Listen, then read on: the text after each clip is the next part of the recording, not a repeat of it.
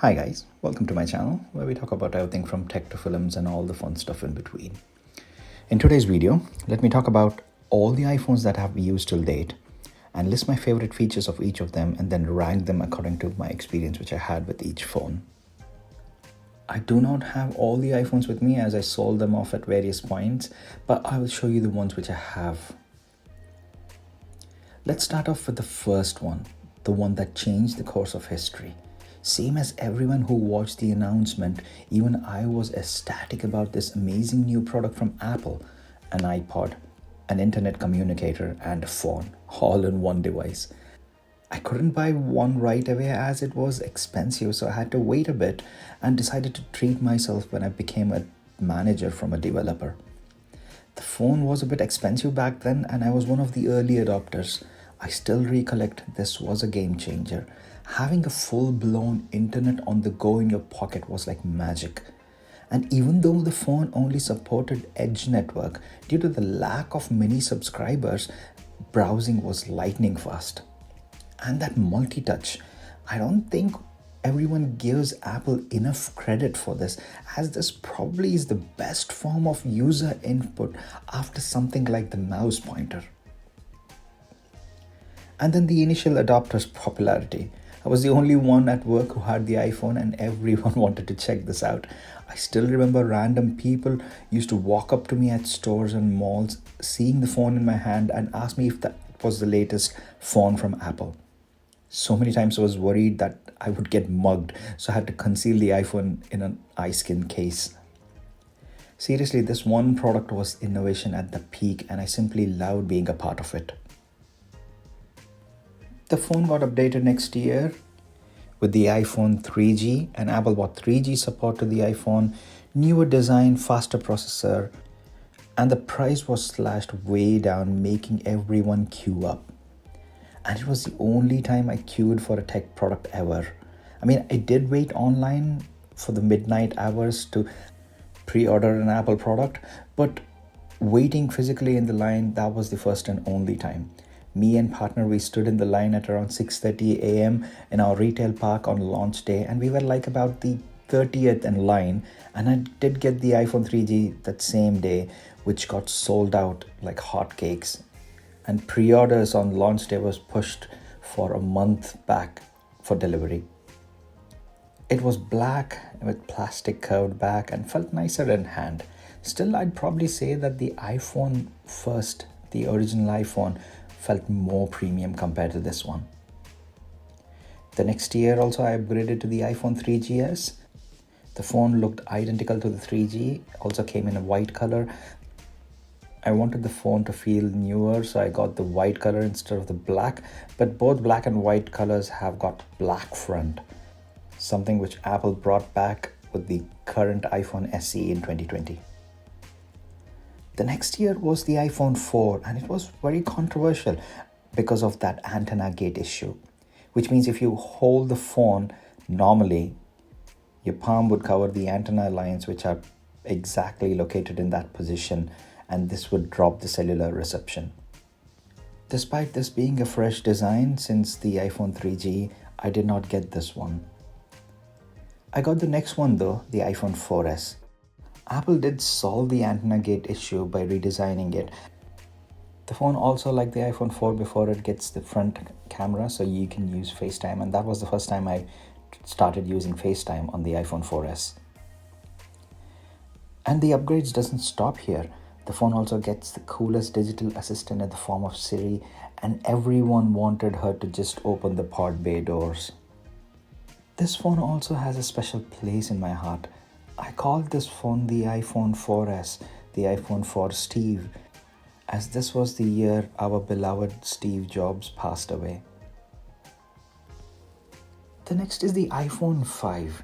I upgraded to this one as well, and this was the first time the phone got taller with 4-inch screen display instead of the usual 3.5-inch size. This was one of the best designs of the iPhone since that original one, and the phone felt very sleek to hold. It only got perfected with the next one, the iPhone 5S, which came in gold color with the addition of Touch ID. I got the gold color, and this seriously was one of the best designs of an iPhone ever, with that amazing build quality and the introduction of Touch ID on that home button, one of the best and most secure authentication systems ever to feature on a mobile device. Next year also saw a major refresh to the iPhones. For the first time, Apple increases the screen size of the iPhone and offers not one but two different sizes. The iPhone 6 and the iPhone 6 Plus in 4.7-inch and 5.5-inch screen sizes.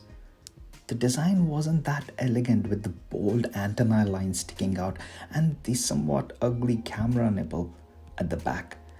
But the phone was so slim that it felt like you're holding a case and not an actual device in your hands. It was very slim and lightweight, and with that came the bend gate issue. People starting bending the phones, especially the Plus models, on YouTube to see how easily it bends. If you follow YouTube, then you might know of a certain someone who became infamously famous for bending a brand new iPhone 6 Plus just outside an Apple store. Thankfully, I didn't go for the Plus model as I felt it was too big after testing it at a phone store, and my 6 did not have any issues. That larger screen was a much needed addition, especially when comparing how tiny iPhones looked amongst huge screen Android competition. After the 6, I skipped the whole 6s and 7 iPhones. Phones were getting very expensive, and it didn't make sense upgrading every year when the older model kept working just fine. However, I do regret not getting the iPhone 7 as Apple perfected the design which started with the 6. Gone are the bold, ugly antenna lines and the camera nipple. Instead, you get a nice, seamless design with both the normal and Plus models, and Apple kept that unchanged even in 2020 with the iPhone SE Generation 2. Then it was the 10 years anniversary of the iPhone, and Apple outdoes itself with an amazing device in the form of iPhone 10. A totally new design with nearly all screen front and a face authentication system like no other. Despite it being 3 years since the iPhone 10 was launched, no one could even come closer to that Face ID system which Apple introduced. I upgraded to this phone and let my iPhone 6 go. I got the white color, and to be honest, the first time when I saw that almost all screen front, I was amazed. It felt like something out of a sci-fi movie. See, now we have Android phones with better body to screen ratios than the iPhone's big notch. But back when the iPhone 10 came out, there was nothing like that. All phones had huge front and top bezels, making the iPhone 10 look like it was from the future. The phone performed amazingly well as well, and even 3 years down the lane, you can still see that it holds like a champ.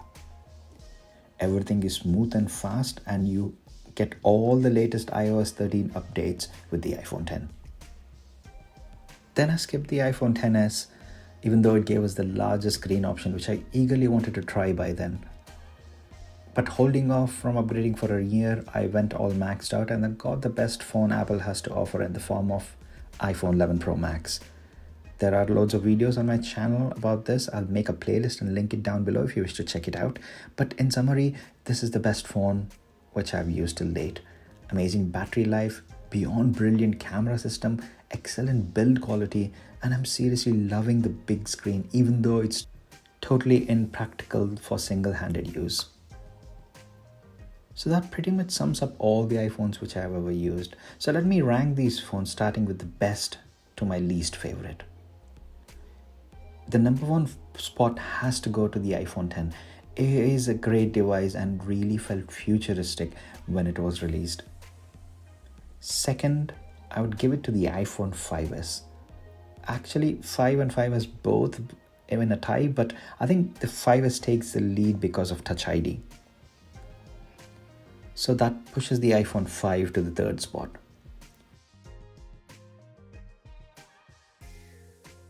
Fourth, I have to list the original iPhone here. There was nothing like it when it came out, and it's still one of the best gadgets which I ever owned. Fifth goes to the iPhone 11 Pro Max. Amazing build quality. It would have been higher on my list if it was not for that bold camera circles at the back. Sixth will be the iPhone 4S, the iPhone 4 Steve. Seventh goes to both the 3GS and 3G. Maybe slightly more points to the 3GS due to its better performance, but both really are the same when it comes to design. And it was that main one which made iPhone mainstream by not being as expensive as the original iPhone. Eighth and the last place goes to the iPhone 6. It deserves serious credit for being the slimmest iPhone, but with those bold antenna lines, the camera nipple, and an okay battery, it has to go to the last place. So that's my extraordinary, ordinary journey with one of the greatest products of our time. See, I used all these iPhones and I never bought one with full upfront cost. It was always tied down to contracts with monthly bills with 2 to 3 year contracts. Plus, the resale value of the iPhone has always been so good that you could just upgrade every year by selling off last year's model and maybe just breaking even without losing much money. Sure, you can't say the same with any other tech products out there, but that's the plus point of the iPhone. It retains its value much better than the competition. So that's it for the video, guys. Please drop a like if you did like my video, and please do comment down below to let me know what your favorite iPhone is. And please do subscribe to my channel, as your support means a lot to me and I can continue making fun content for all you. And as always, thanks a lot for staying with me until the end. Stay home, stay safe, guys. I will see you in my next video. Bye for now.